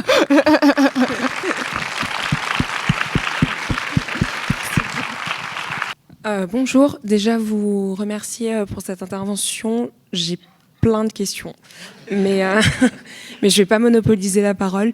Et une des premières à laquelle je pensais, c'est vous qui êtes notamment éditorialiste outre-Atlantique. Est-ce que vous avez un sentiment que le traitement notamment des violences systémiques et racistes se fait peut-être d'une manière qui est plus neutre, notamment aux États-Unis, où ils se sont emparés de ces questions depuis plus longtemps, où il y a une conscientisation sur ces faits-là qui est quand même plus importante, moi j'ai le sentiment, qu'en France, où vous parliez de BFM par exemple tout à l'heure, on manque encore d'objectivité, il y a un vocabulaire qui est très accablant pour les personnes racisées, notamment quand il est question de violences policières, etc. Et c'est vrai que comme vous êtes dans cet entre-deux, je voulais savoir quel était votre sentiment à ce niveau-là, sur le traitement de toutes ces questions. Merci. Merci. Effectivement, j'ai écrit pour 2 médias étrangers, donc pour le Washington Post outre-Atlantique et outre-Manche pour le Guardian. De manière générale, mon travail est mieux respecté en dehors des frontières de la France qu'en France. Je suis aussi rattachée à une institution universitaire aux États-Unis. Alors après, il ne s'agit pas du tout d'idéaliser les États-Unis, qui sont un pays extrêmement violent, extrêmement raciste. Pour autant, c'est un pays où il y a beaucoup moins de déni par rapport à l'existence de problèmes et de problématiques raciales, et où, que ce soit dans l'université ou dans les institutions médiatiques, il y a plus de journalistes noirs, latino-asiatiques, et il y a plus de considération pour les questions qui les concernent. Donc il y a une meilleure écoute pour l'énonciation de ce type de questions. Et c'est vrai que j'ai beaucoup moins de difficultés. D'ailleurs, j'ai moins de difficultés à écrire dans ces médias-là, mais en fait, j'écris même pas dans des médias français. C'est juste que, en fait, j'ai même une reconnaissance. J'écris pas pour les médias français, en fait, à part des médias vraiment engagés comme Regard, où là, j'écris depuis 10 ans, mais sur des médias vraiment nationaux. En France, je n'ai jamais écrit de manière régulière pour des médias nationaux quotidiens, comme ça peut être le cas aux États-Unis ou au Royaume-Uni. Donc, je crois qu'en France, c'est très, très compliqué de formuler ce type de questions. Et en tant que journaliste, d'être crédible quand on a, par exemple, une spécialisation sur les questions de genre ou les questions de justice sociale ou les questions raciales. Alors qu'aux États-Unis, Ta-Nehisi Coates, c'est un journaliste qui écrit pour The Atlantic et qui est devenu un auteur majeur, mais dont le travail a toujours été respecté en tant que journaliste avant de devenir cet essayiste et auteur qui prend la parole sur un certain nombre de questions. Et il travaillait sur les questions, il écrivait sur la politique en général, mais aussi sur les questions noires. Donc oui, c'est plus facile. C'est plus facile parce qu'il y a davantage de points de vue. Je trouve que la presse française est très blanco-centrée en réalité. Par exemple, cet été, après la mort de Naël, il y a eu plusieurs tribunes dans le monde, une série de tribunes de personnes, d'intellectuels, pour parler de sa mort, etc. Donc les tribunes étaient très intéressantes, mais il n'y a qu'une seule personne, il n'y a qu'un seul, donc c'était que des hommes, quasiment tous blancs sauf un. Donc c'est-à-dire qu'on ne se pose même pas la question de se dire mais qui va parler de cette question-là, alors que le point de départ, c'est une question raciale. Et c'est vrai que je me rends compte que sur la question de Naël Merzouk, la question raciale n'a quasiment pas été traitée, alors que c'était le point de départ de tout ce qui s'est passé. C'est une question de racisme systémique. Donc je dirais que moi j'ai l'impression quand même d'avoir deux espaces de travail qui sont vraiment différents. Enfin, un qui est la France, et après le reste du monde où vraiment mon travail est perçu différemment. Merci. Bonjour, merci beaucoup pour tout le travail que vous avez fait et clairement, si vous vous posez parfois la question, est-ce qu'il y a des gens que ça soulage d'être sur des plateaux télé, de faire des podcasts, il y aura toujours au moins moi qui serait extrêmement soulagé. Donc merci d'être cette bulle de sanité. Peut-être pour continuer un petit peu dans la même question et dans le cadre de votre travail, les statistiques ethniques en France sont interdites et du coup j'ai l'impression que parfois ça obscure beaucoup la réalité gravissime de la surreprésentation des Blancs dans plein de trucs. Et je me demandais, vous, quelle était finalement votre position. Est-ce qu'en tant que journaliste, ça vous aiderait de pouvoir avoir accès à ces choses-là, ou est-ce que vous y voyez un risque ? Oui, effectivement, c'est une question importante. Elles ne sont pas exactement interdites. Ce qui est interdit, c'est le recensement racial. C'est-à-dire qu'on n'a pas le droit de faire de recensement où l'identité d'une personne est directement rattachée à une appartenance raciale. On peut faire des études dans le cadre universitaire, dans le cadre de sondages. C'est ce qui nous a permis d'ailleurs de savoir que des personnes qui sont perçues comme d'origine nord-africaine ou noire, notamment des jeunes hommes, sont 20 fois plus exposés au contrôle policier que les autres. Donc il y a des études qui existent, mais on n'a pas la possibilité de les déployer sur des noms et des dénominations individuelles. Donc c'est vrai que ça limite la portée de ce travail. Et c'est vrai que moi, souvent, je vois des sondages, par exemple, après les révoltes, je sais plus, c'était sur la confiance des Français vis-à-vis de la police. Et je crois que c'est 80% on avait posé la question sur un plateau, 80% des personnes font confiance à la police. Je lui ai dit, mais j'aimerais rien savoir, en fait, quels Français font confiance à la police. Moi, je pense que si on demandait, si on savait qui étaient ces Français et qu'on faisait par exemple une étude sur le genre, une étude sur l'appartenance LGBTQIA, une étude raciale, je pense qu'on verrait que peut-être les hommes blancs font plus confiance aux cisgenres, font plus confiance à la police que le reste de la population. Mais on n'a pas de données effectivement, ou dernièrement sur l'interdiction de l'abaya. Moi, j'aimerais rien savoir ce que pensent les musulmans en France de l'interdiction de l'abaya. Je suis pas certaine que tout le monde soit aussi enthousiaste que l'ensemble des Français qui sont effectivement favorables, en sachant même pas ce qu'est une abaya en plus. Enfin, c'est ça la vraie question. C'est quoi une abaya ? Personne ne sait. Donc le mot n'a même pas de définition dans le dictionnaire, c'est un mot en arabe. Enfin, ça n'a aucun sens dans tout ça. Mais donc oui, je suis favorable. Je pense que ces chiffres-là sont importants et ils nous permettent effectivement non seulement de mesurer les exclusions raciales et aussi de mesurer l'évolution des carrières, d'avoir une vraie compréhension des dynamiques, par exemple, qui vote pour qui. Enfin, je pense que tout ça, c'est aussi important, et de voir quelles mesures sont populaires auprès de quel public, et puis surtout qui a quel vécu, quoi. Mais il y a des stats qui sont produites. Le CRAN, l'an dernier, a fait alors le CRAN, c'est une association, conseil représentatif des associations noires, donc qui travaille sur les Noirs de France, mais l'année dernière, elle disait que les 3/4 des Noirs en France avaient vécu une discrimination. Donc on a des études, mais elles ne sont pas vraiment utilisées. La réalité, c'est que même s'il y en avait, je ne sais pas dans quelle mesure elles seraient utiles, parce que la stat que je vous ai donnée sur les contrôles policiers, c'est une stat du Défenseur des droits. Donc c'est une institution de la République. Et en fait, on la connaît depuis 6 ans. C'était presque 7 ans, c'était début 2017. Et pour autant, elle n'a pas vraiment produit d'effet. Donc les stats sans volonté politique sont insuffisantes. Oui. Si je peux juste rajouter quelque chose là-dessus, parce qu'effectivement, en tout cas, dans le secteur culturel, ce que j'évoquais tout à l'heure, ça bouge quand même vraiment. Moi, j'ai participé à une journée d'études il n'y a pas très longtemps au Musée national de l'histoire de l'immigration sur les inégalités ethno-raciales dans la culture. Donc déjà, on est arrivé à appeler un chat un chat. Il y avait un gros progrès. Et c'était organisé par l'INED, qui est l'Institut national des études démographiques, et qui produit effectivement de la statistique depuis hyper longtemps. Mais que ce soit sur les discriminations raciales ou les questions de genre, le problème aujourd'hui, c'est pas l'objectivation statistique, parce que franchement, là-dessus, il y a des progrès. Et c'est même... si je reprends dans la culture, le Syndéac, par exemple, fait aussi un énorme travail maintenant là-dessus. Il y a eu la SACD. Enfin, sur l'outil statistique, il est là, mais effectivement, c'est le moment c'est l'endroit de la conversion par exemple, en objectif chiffré. Ce qui est vraiment l'endroit de la lutte sur toutes ces questions-là. Mais les données statistiques, elles sont là, et y compris sur les discriminations raciales et toutes les subtilités des discriminations raciales.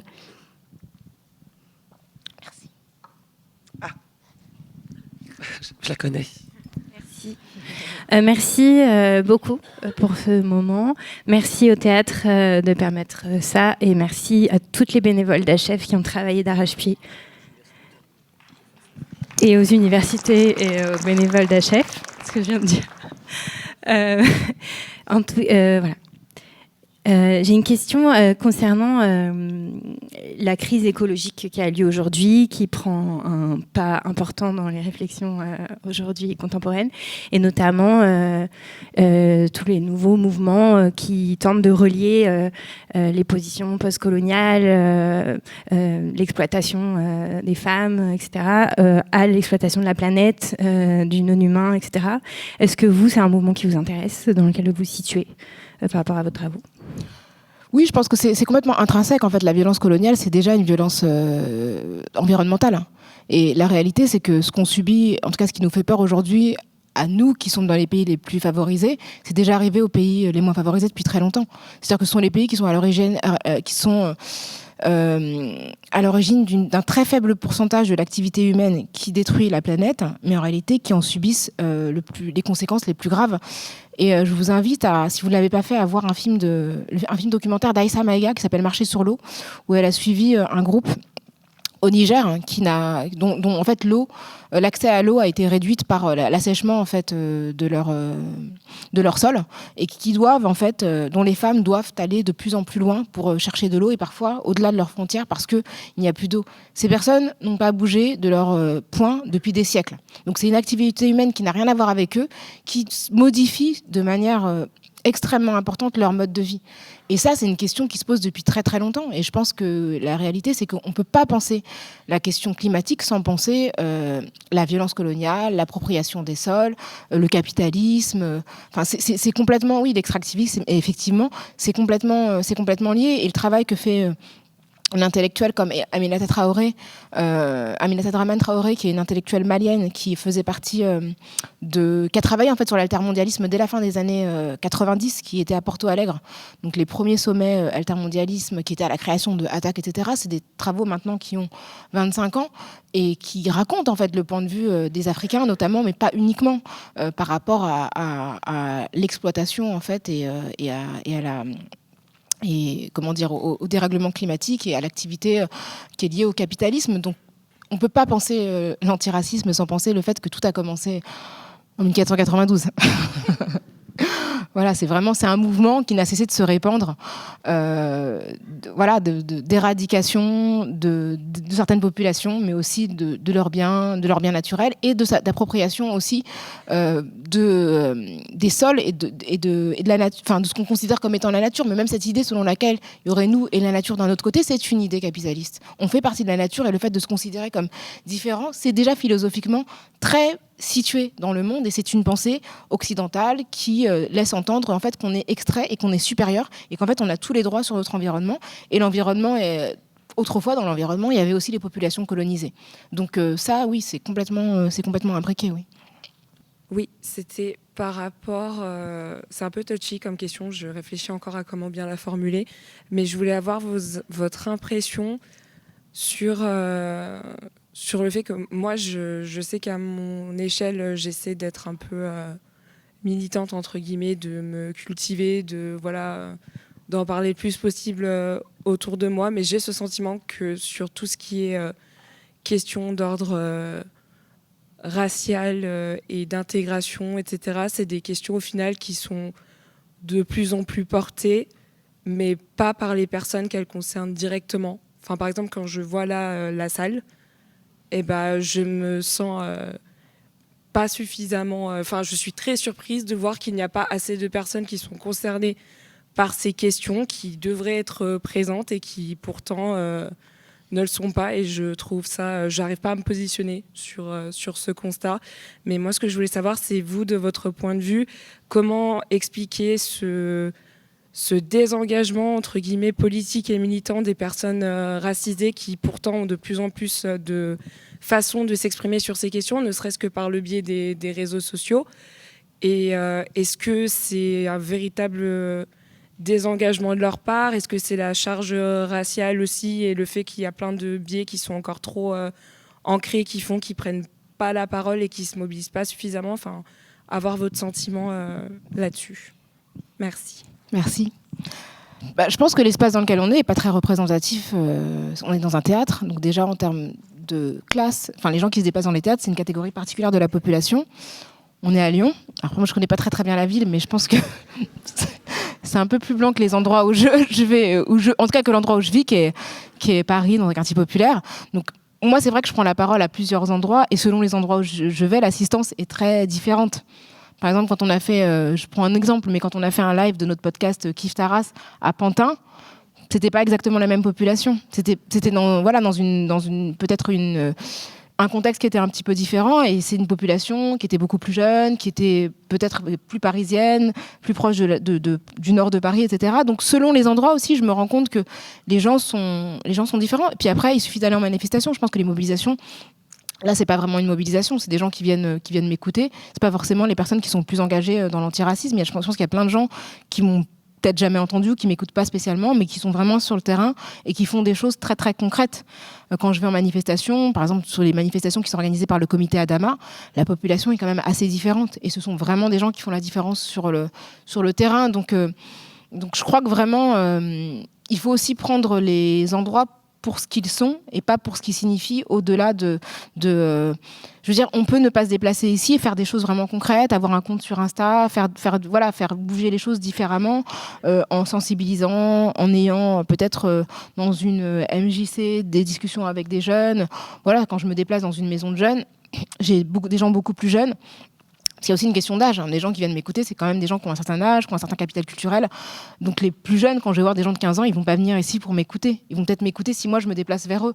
Donc c'est aussi la question de, est-ce que c'est peut-être aussi à moi de faire le pas pour aller voir des personnes qui vont peut-être être soit plus jeunes, soit sur des territoires plus enclavés, etc., etc. Donc je pense que, voilà, quand je vais en Guadeloupe ou en Martinique, il y a 90% de Noirs. Donc c'est aussi, les gens sont concernés, mais il faut aussi aller les voir là où ils ou elles sont.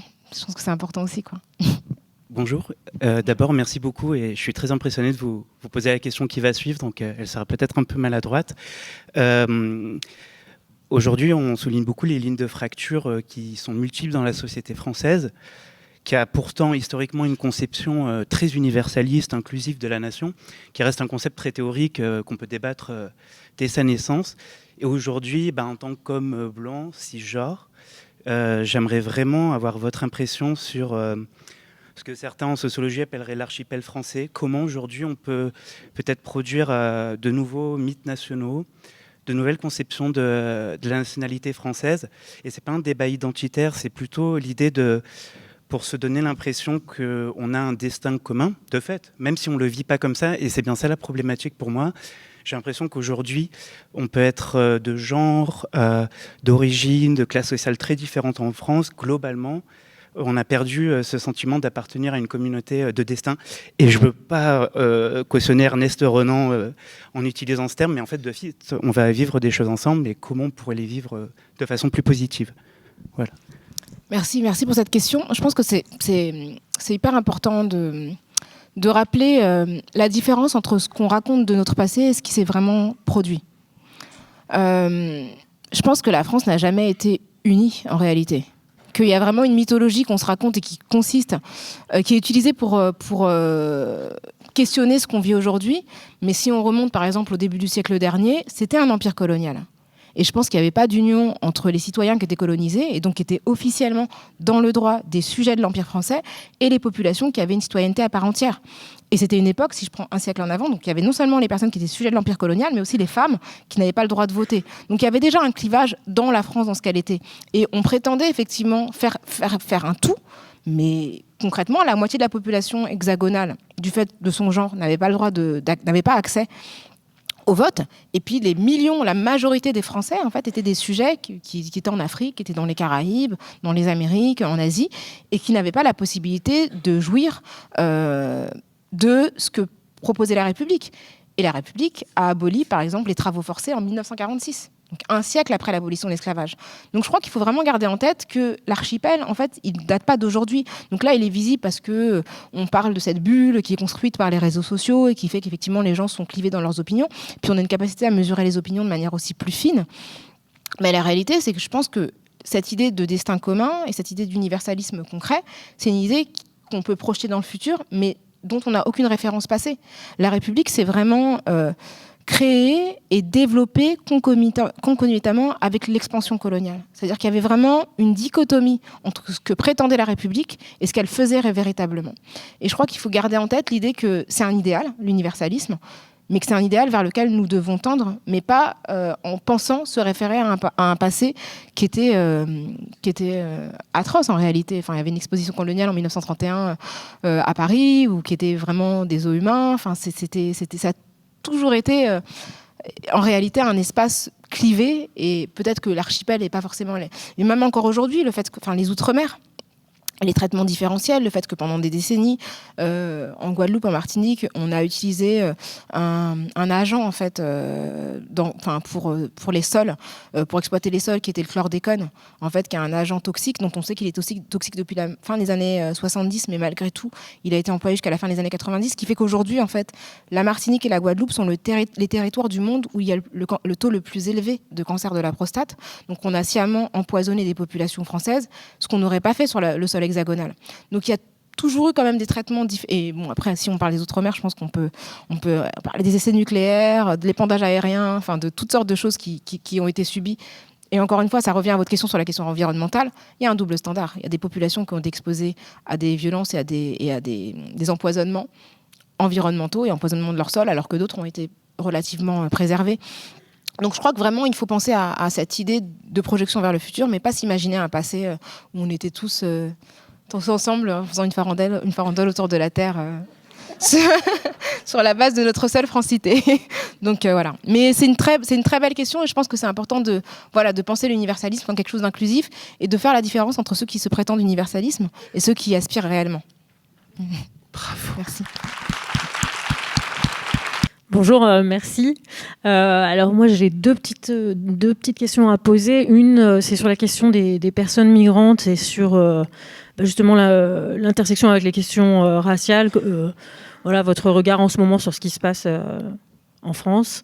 Et je pense pas en particulier aux MNA, aux mineurs non accompagnés, qu'on a beaucoup, notamment à Croix-Rousse, parce que c'est le lieu d'évaluation en fait pour la minorité ou non-minorité des jeunes.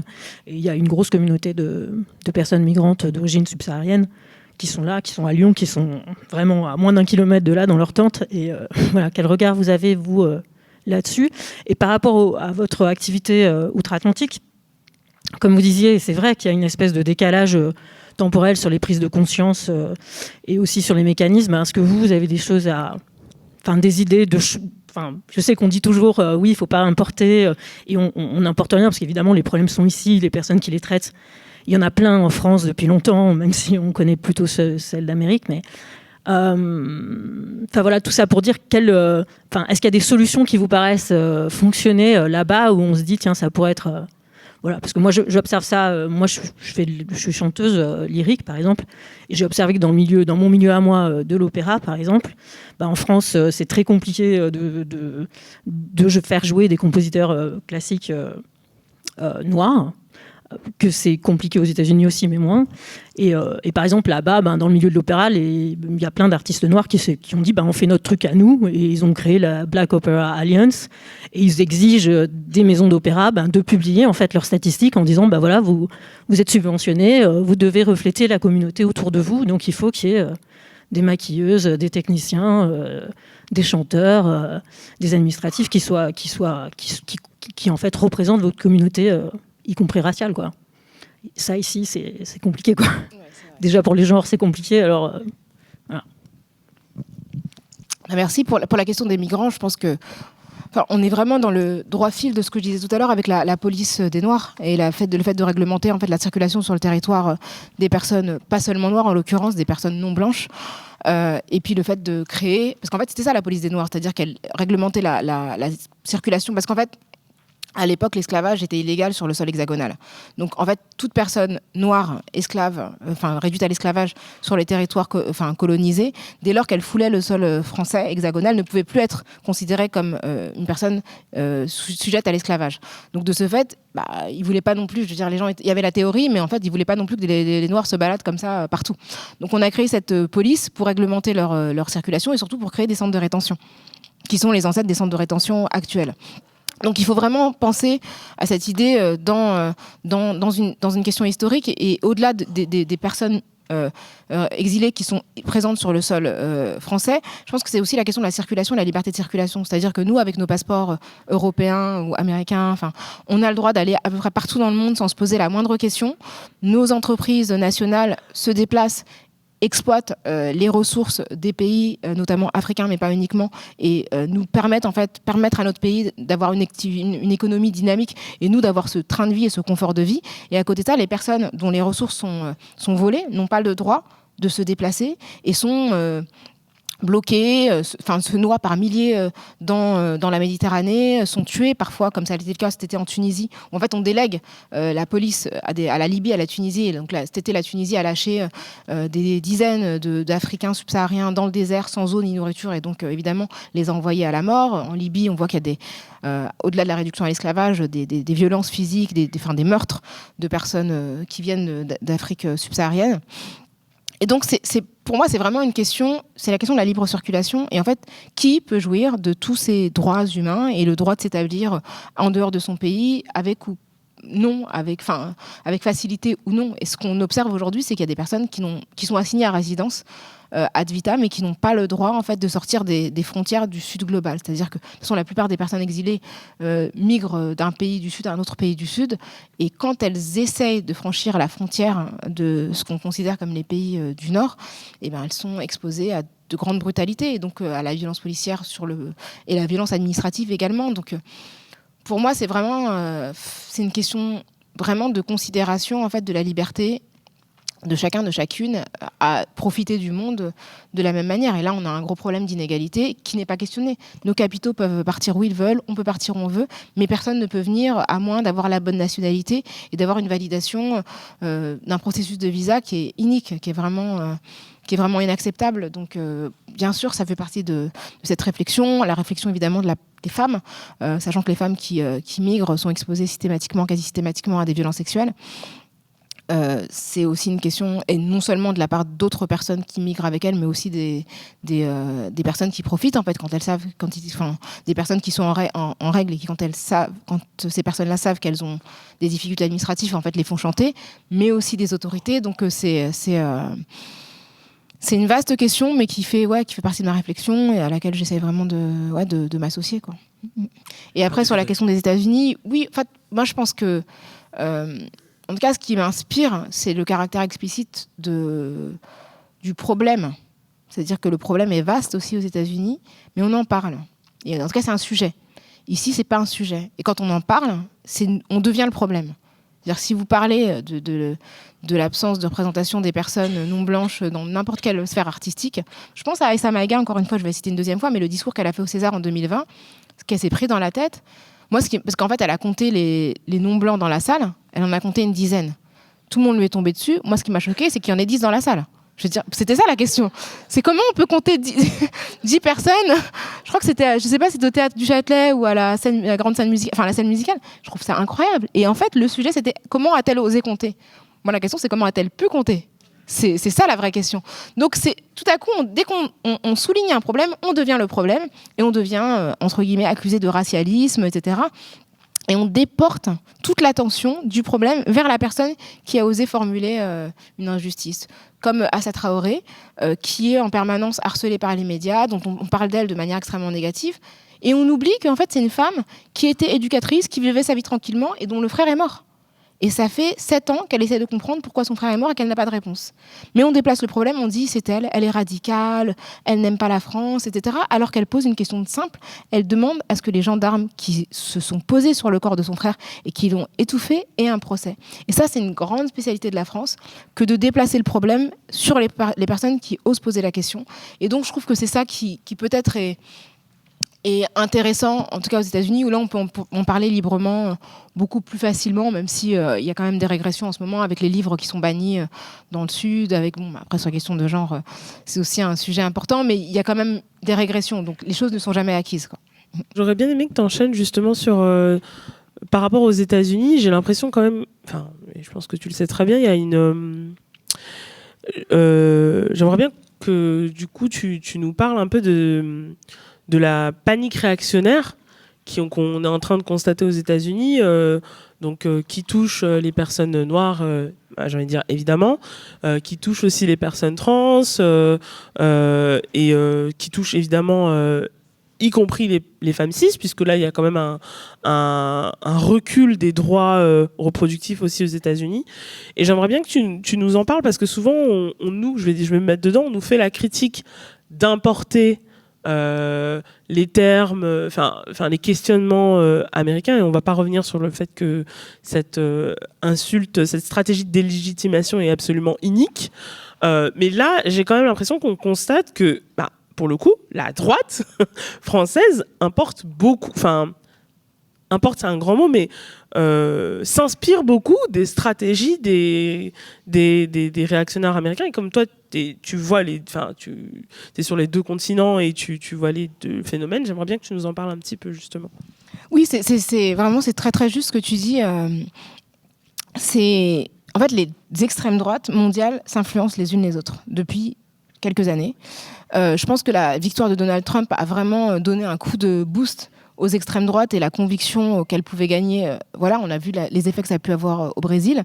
Et Marion Maréchal a été invitée aux États-Unis dans des conférences des extrêmes droites, et Steve Bannon, donc qui est une des figures de l'extrême droite américaine, a été invité en Europe à plusieurs reprises. Donc il y a vraiment une connexion qui est extrêmement importante. Et même avant ça, le terroriste qui est à l'origine des attentats de Christchurch en Nouvelle-Zélande, donc qui a commis cet attentat dans une mosquée, il avait séjourné en France, et c'est en France qu'il s'est radicalisé. Donc la connexion en fait globale est extrêmement présente. Il avait côtoyé, je crois, Génération Identitaire. Et pour aller plus loin encore dans le temps, comment il s'appelle, Anders Breivik, le terroriste norvégien qui avait tué de ses mains 78 personnes, me semble-t-il, en 2012, dans son manifeste en fait, il se présentait comme un croisé de la chrétienté. Et c'est intéressant parce que là, on ne parle pas de radicalisation chrétienne, alors que vraiment, il mobilisait des éléments qui étaient liés à une religion. Et dans son manifeste, il citait des gens comme Alain Finkielkraut. Donc il y a vraiment, idéologiquement, ça lui a pas coûté, enfin, ça n'a pas été, en tout cas, ça lui a pas été reproché. Et le jour où je l'ai dit dans une émission, tout le monde m'est tombé dessus. Mais c'est vrai, en fait. Enfin, je veux dire, on peut s'interroger quand même sur la manière dont certains discours peuvent alimenter, en tout cas, des intentions terroristes, en l'occurrence. Donc oui, il y a ce qui se passe aux États-Unis, c'est un désastre, vraiment un désastre total. Il y a en plus maintenant un backlash de ce qui s'est passé après Black Lives Matter. Maintenant, il y a un recul post-2020 de tout ce qui a été soi-disant acquis à l'époque après le meurtre de George Floyd.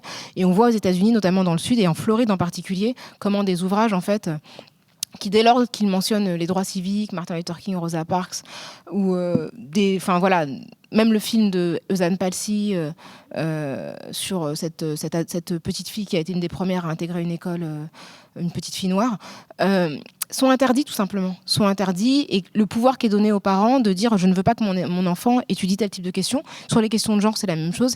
Effectivement, sur la question des droits reproductifs, ça va très très loin, parce que même le fait de recourir à un avortement pour des raisons médicales, même quand la santé de la mère est en danger, en fait, les gens ont peur de le faire et préfèrent laisser les femmes mourir, ou en tout cas en danger de mort, plutôt que de prendre le risque de procéder à une interruption de grossesse qui leur sera reprochée et sur laquelle ils seront potentiellement condamnés. Donc, ce qui se passe aux États-Unis actuellement est extrêmement grave et devrait nous conduire à nous méfier. Parce que, par exemple, parmi les députés RN qui ont été élus l'année dernière, il y en a au moins une qui sont explicitement contre l'avortement. Donc ça, c'est parmi nos élus, il y a quand même des gens qui font la promotion de cette idée. Il y a une vraie connexion, une vraie inspiration, et je pense que... Mais même le fait qu'on parle aujourd'hui de wokisme et qu'il y ait ce mouvement anti-woke, ça, c'est un copier-coller du vocabulaire de l'extrême droite américaine. Et c'est venu directement par les extrêmes droites, françaises, quoi, avant de gagner... En France, en plus, on a une gauche très bizarre. Donc... c'est ça, qui prend toujours la suite des trucs d'extrême droite. Donc en plus, on n'a pas de chance, quoi. On a... Alors, personne n'a cité Marianne, en tout cas. Ouais, c'est ça. C'est une espèce de printemps républicain qui n'arrête pas de dire qu'ils sont de gauche, alors que je ne sais pas ce qu'ils ont de gauche. À part la prétention, mais voilà, ces gens qui viennent de la gauche, qui vont participer à la propagation des idées d'extrême droite, donc c'est très intéressant. Très intéressant parce qu'ils nous accusent perpétuellement d'importer les choses américaines, et en même temps, ce sont eux qui en font la promotion et qui l'instaurent en France, parce que le mot wokisme est rentré dans le dictionnaire l'année dernière, quoi, dans les deux dictionnaires. Donc ça, c'est aussi intéressant de voir le pouvoir de l'extrême droite et l'influence qu'elle a sur le débat politique français. Bonjour, merci beaucoup. Je suis très heureuse de pouvoir vous écouter aujourd'hui. Moi, j'ai une question qui est peut-être un peu naïve ou bête, ou je ne sais pas, mais j'aimerais bien savoir quel est votre rapport à la colère et comment vous faites pour ne pas vous décourager, parce que vous faites un métier extrêmement engagé, extrêmement difficile, vous faites face à énormément d'obstacles quotidiennement. Je pense qu'on est assez aussi nombreuses et nombreux dans cette salle à avoir soit des engagements militants très forts, soit même professionnellement des métiers très engagés. Et je pense que parfois on fait face à des moments d'épuisement, ou en tout cas des moments de découragement, même si on a cette force du collectif ou cette sororité, cette solidarité qui nous porte aussi. Et moi je suis très admirative de votre travail et je voudrais savoir comment vous faites pour continuer, parce qu'on est quand même dans un contexte qui est pas très réjouissant. Et il faut avoir du courage, de la force. Donc voilà. Quel est votre rapport à tout ça ? Merci pour cette question. C'est extrêmement important de rappeler qu'on est des êtres humains avec des limites qui sont après fonction de ce qu'on peut endurer. Moi, ce que j'essaie de faire, c'est de ne pas m'infliger plus que je ne peux.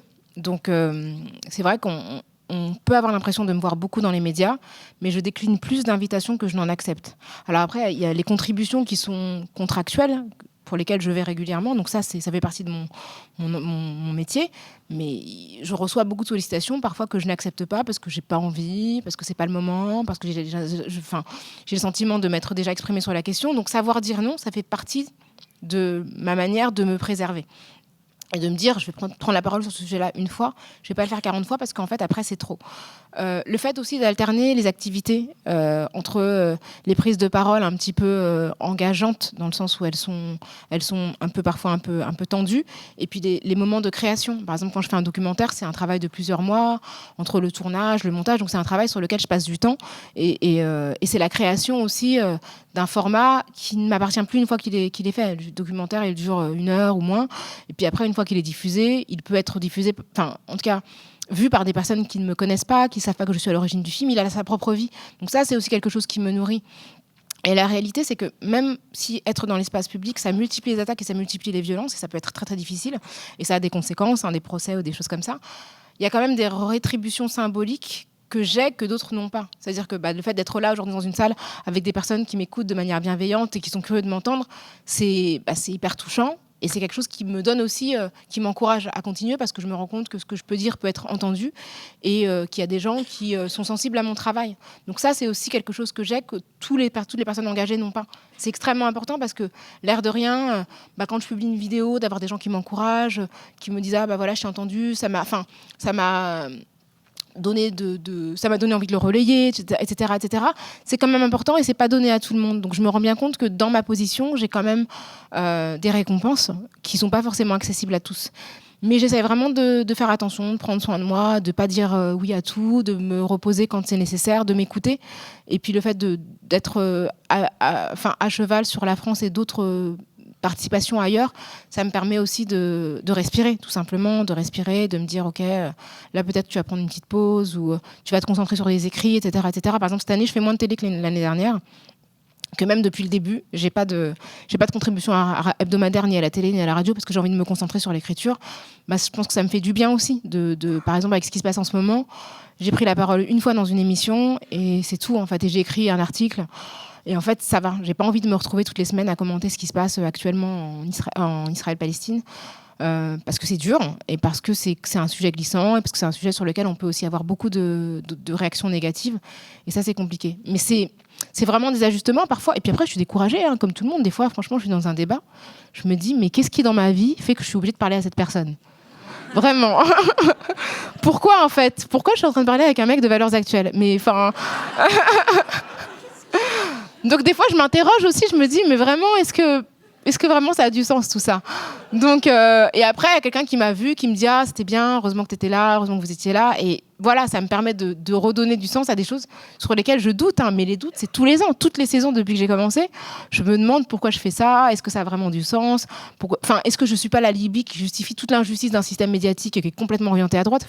On est obligé de se poser ces questions-là et de se demander si vraiment on nourrit pas une machine qui de toutes les façons va en contradiction avec ce qu'on pense, ou est-ce que finalement, ou est-ce qu'au contraire, c'est moins grave que ça ne le serait si on n'avait pas la possibilité de s'exprimer à cet endroit-là ? J'ai pas de réponse. Et je suis toujours ambivalente.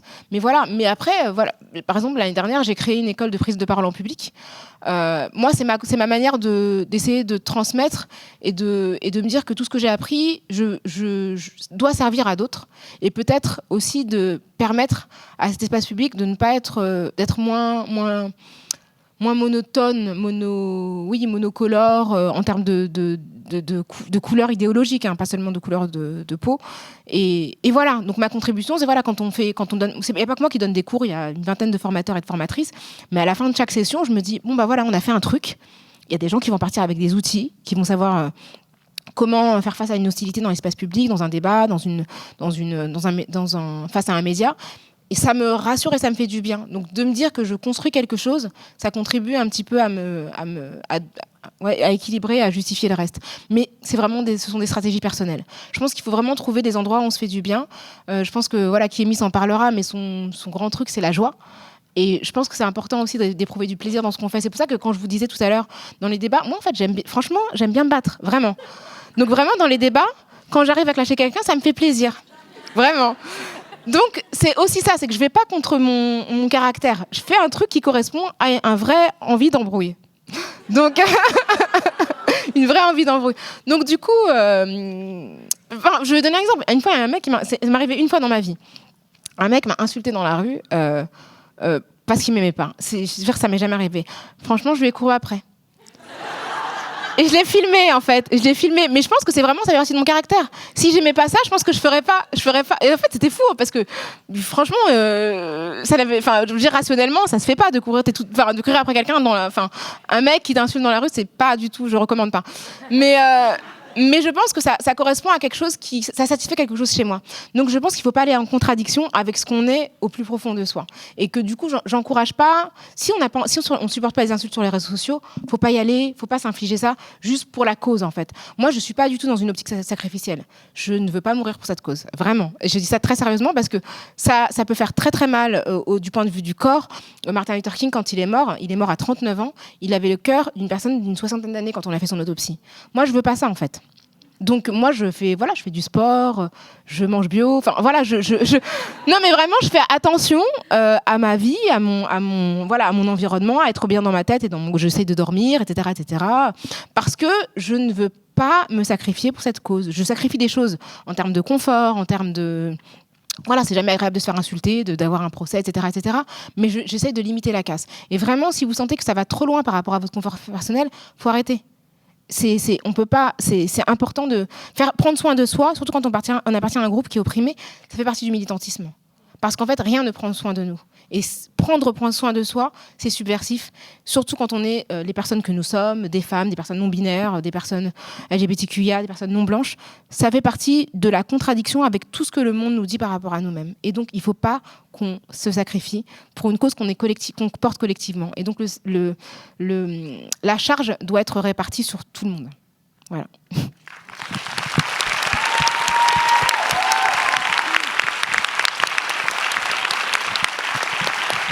Merci beaucoup.